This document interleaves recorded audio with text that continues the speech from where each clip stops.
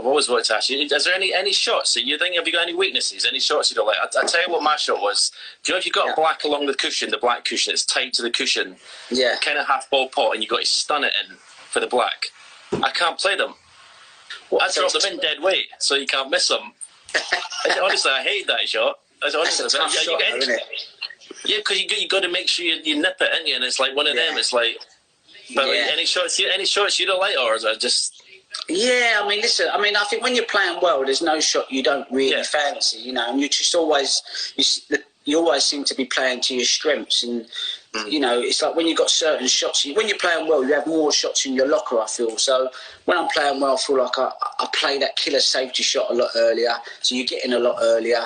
And then, when you're playing well, you know, your opponent, you feel like your opponent makes silly mistakes to let you in. You think, oh, I'm getting in so easy today.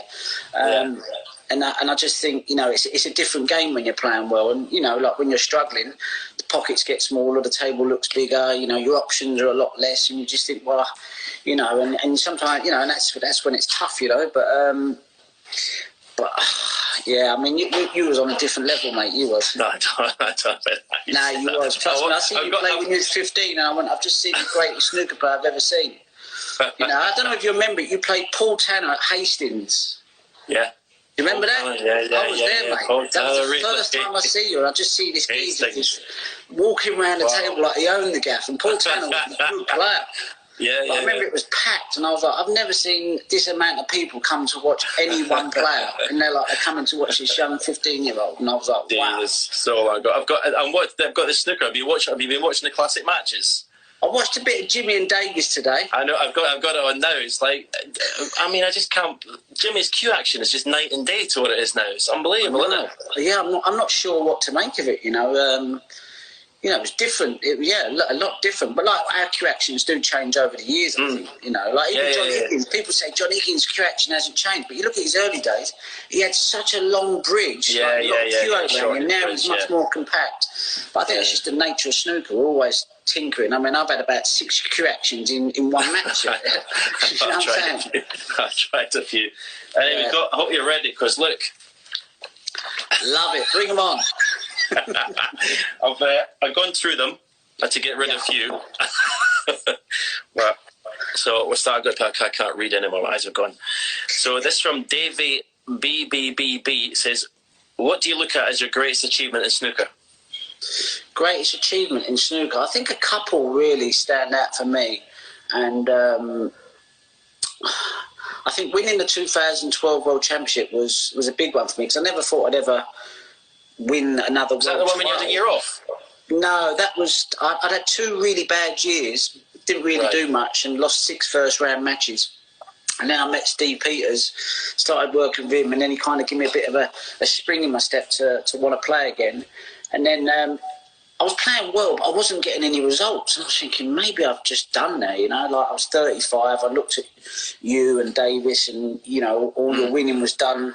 Yeah. You know, you kind of dominated them from 18 up to 31, 32. And I just thought, maybe that's just the trend. So I kind of accepted it, that maybe I wasn't a winner anymore.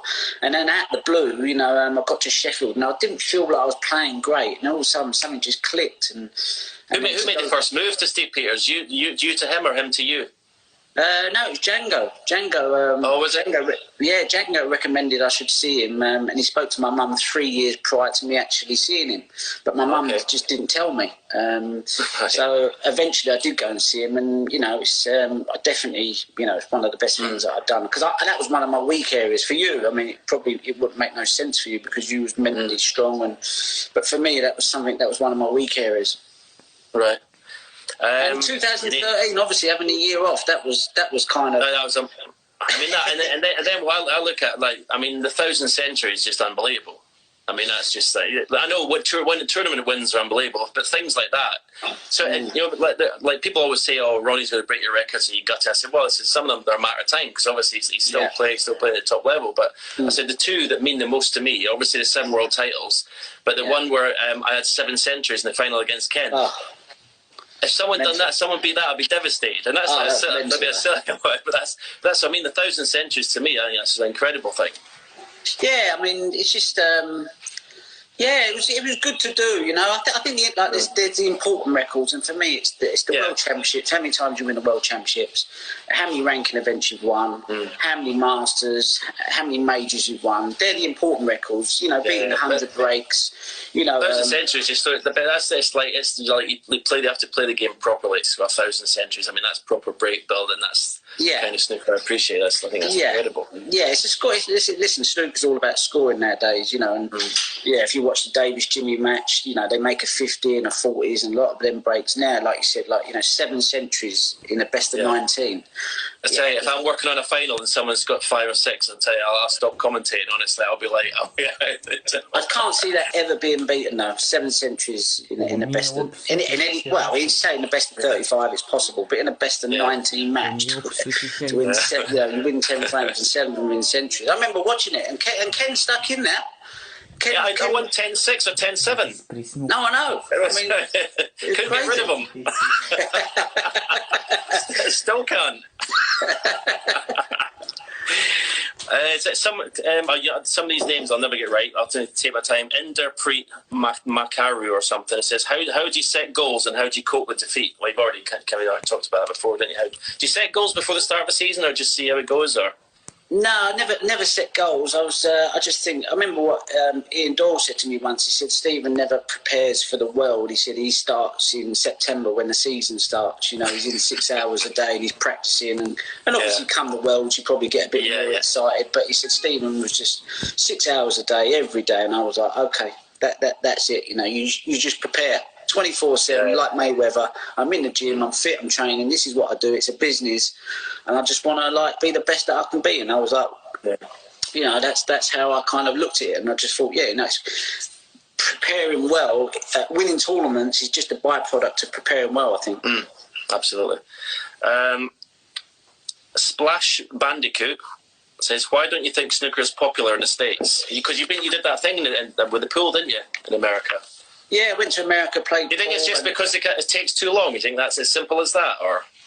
I don't know. I just think it's a little bit like, why hasn't American football taken off over it? It's not that they're just. It's not that they're not brilliant sports. It's just it's part of a culture, and then you have to, you know, it's like, how do you change a culture, sort of thing, you know? And I'm sure if they got into snooker, they'd appreciate it and love it. I mean, when I went out there, you know, they had a lot of love for me and a respect for snooker because they play cue sports. They play on the night. You get recognised a lot, did you?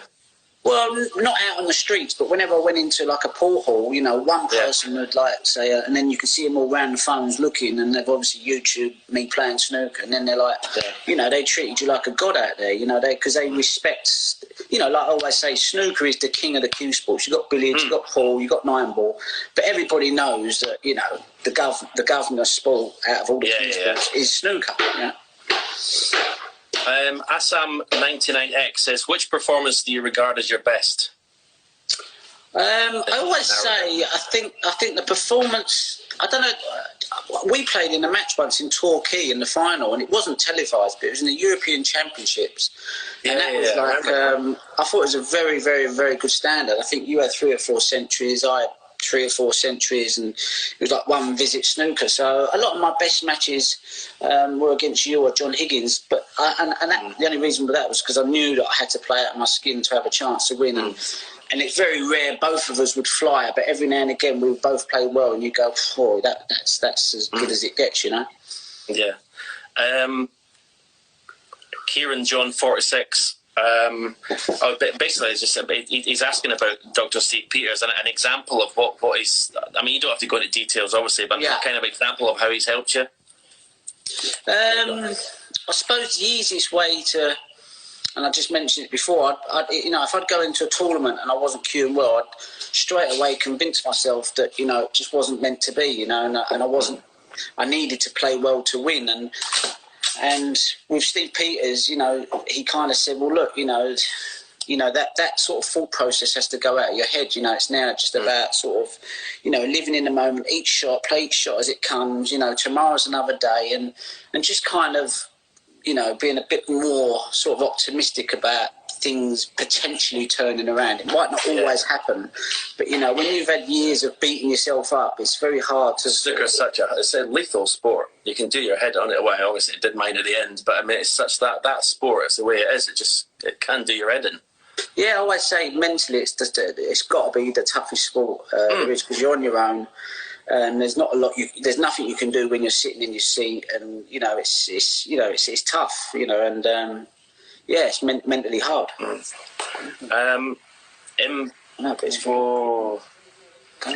Fawzi. Yeah. Fawzi, what tournament do you enjoy playing in the most? Do you regret not playing in the Masters this year? With how it was, the atmosphere and the new setup and everything, or the decisions you made, as you're happy with it? Not really, because with the Masters, it's really tough, because obviously I live in London, and the amount of people that want tickets, and you know, I get given 10 tickets, and then it's like I end up like having to tell people that I really like that I can't get you a ticket, and sometimes I think that they think I'm just being difficult and awkward. Yeah. So it wasn't playing at the Masters; it was all that comes with it, and there's the press and the media. And then you got Eurosport and BBC. So after each match, you end up having to do like 6 or 7 interviews. And after last year's semi-final, they kept me there for 3 hours doing interviews about the next day's match. And I kind of went, you know what? I don't really want it that bad. Do you know what I mean? I'm sort of like, I just want to play in the tournaments I enjoy. Yeah. And what's your ones you enjoy most then?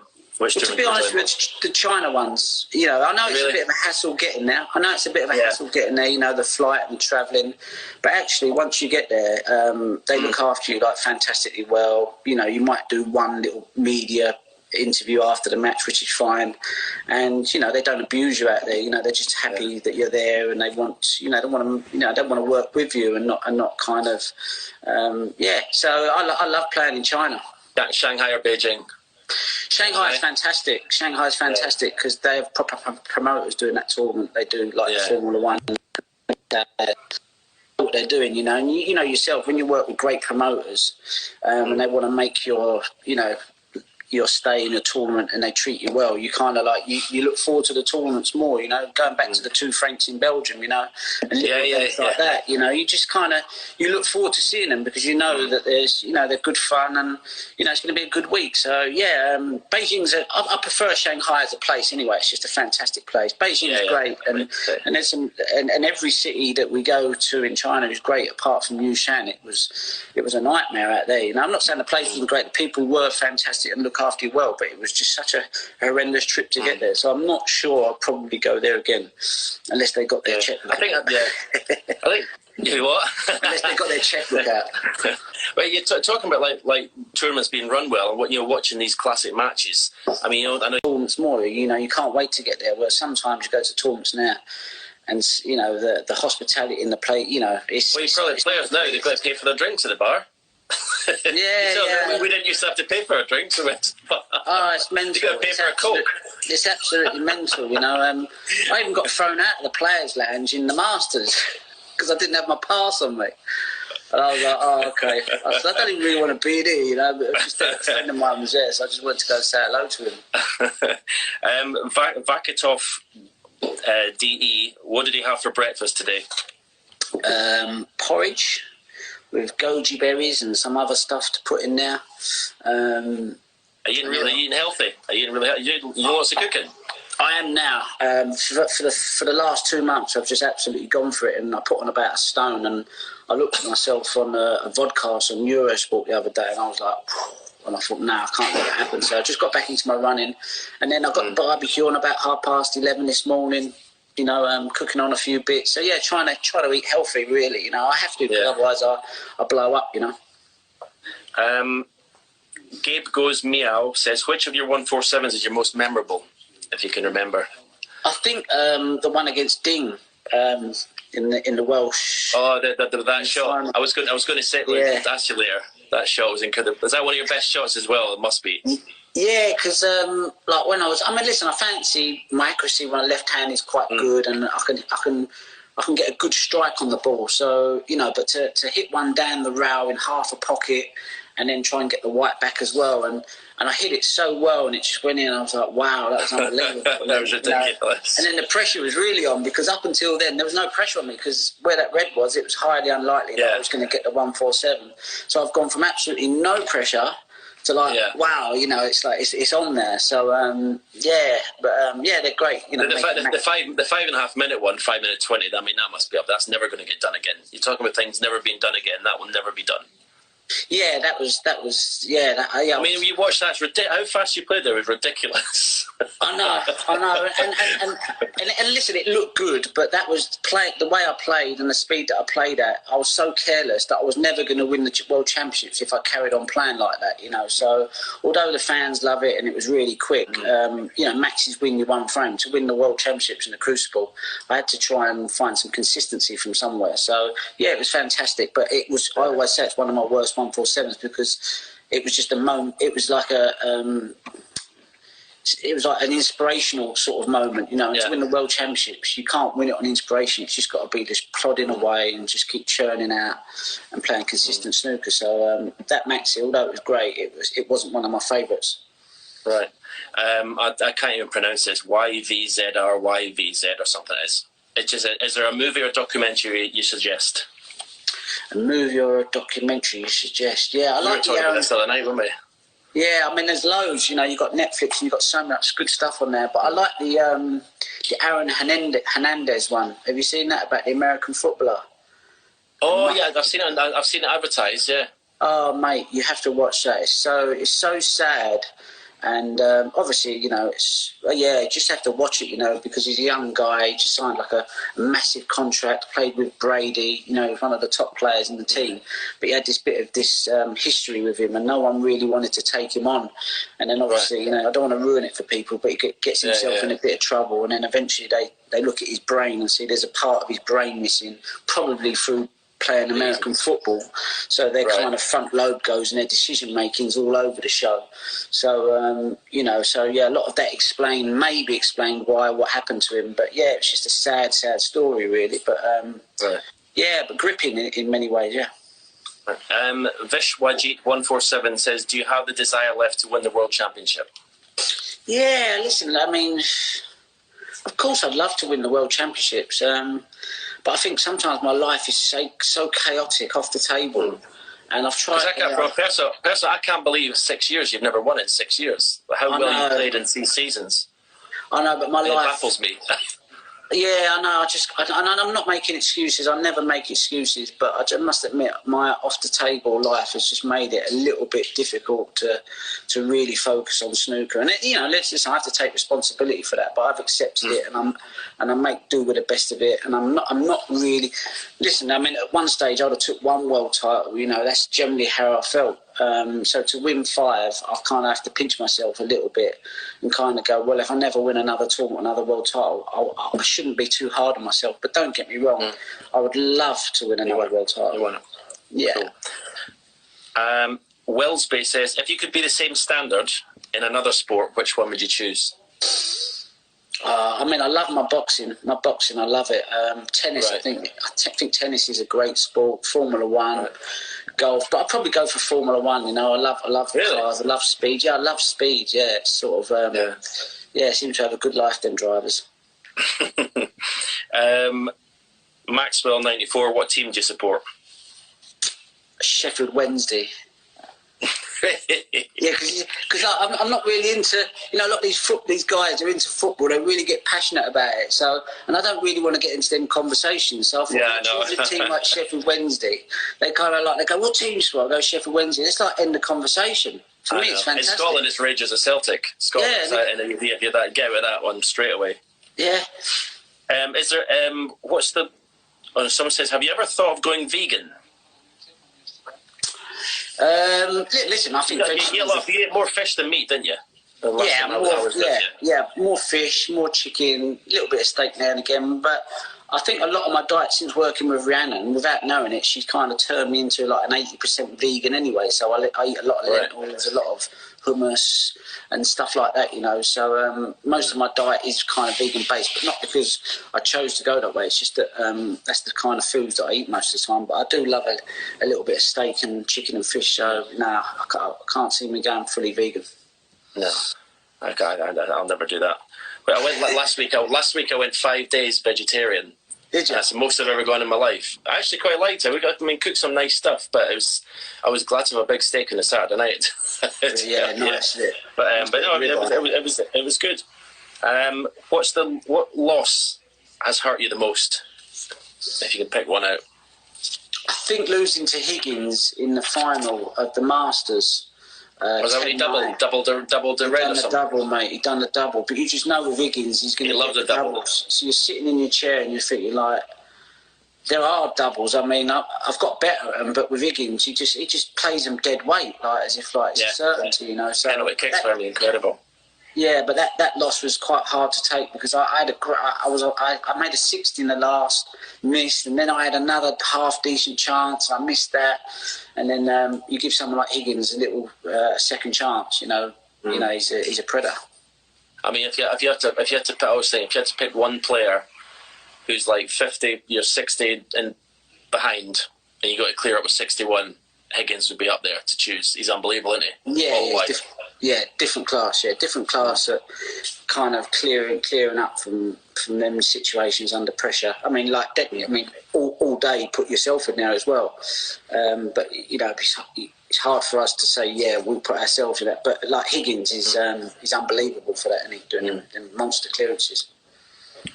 Fally dudes, how did it feel making a thousandth century? Must have felt were you nervous at all doing it or not? No, not at all, because I thought I'm going to get there eventually, and I kind of would have liked to have maybe done it at the Crucible, because I thought the best place to do it would be the Crucible. So, you know, and I was building up to it, and I thought, shall I save it for the Crucible, you know? And then I kind of in the final play. I was commentating. The atmosphere was incredible. It was amazing. It was great. Amazing, especially at Preston, the Guildhall. You know, it's like that's one of the proper snooker venues. Yeah. So to do it there in the final frame, having played really well all day, so you know, it turned out to be a fantastic moment for me. Yeah. Meron Manashagar, that can't be right. Do you teach snooker? Would you ever teach? I mean, I can't. I don't think I could ever teach snooker. It's hard, isn't it? You're either a player or a coach, you know. And a lot of these coaches, they love it, you know. They would just coach all day long. But for me, I'll just get too frustrated because I don't really know what to do. You know, I've got an idea, but I definitely wouldn't get into. I wouldn't mind doing what Griffiths does. You know, if there's a good player, top player, and he said, look, you know, could you come in my corner? You know, for one, it'd get me out of the house. I like being at the tournaments, and to have an input in someone and see him do well would be, would maybe consider doing something like that at some point. Yeah. Victoria asked me to do something with Ding 3 or 4 years ago. She says, will you mentor Ding? Will you travel around with him? And I thought, I just thought, if he comes into the dressing room 4-0 down, what do I say? I don't know what to say. What do you say to someone? You're like, I mean, Ian Doyle used to give me a bollocking. It was a hairdryer if I was 4-0 down. I can't start doing that to another player. And then I thought, what if he never wins a match? The whole of China will think I'm absolutely hopeless. I can't have that pressure. I think you have to be like Reardon was good with me. I'd come in and I'd want to have a moan up, and he would just spin it around, turn it into a positive, and just start sort of focusing on what we should do, and wouldn't let me dwell on it. So I think you've got to be good like that. And I'd find it difficult to sit there and think, I've got to try and give this guy a bit of belief and this and that. And I'm not one for. I'd probably, if he come in and he said he's 4-0 down, it's first of all, I'd say, mate, get beat 5-0, let's get out of here, because it ain't going too well. You're chewing all over the game.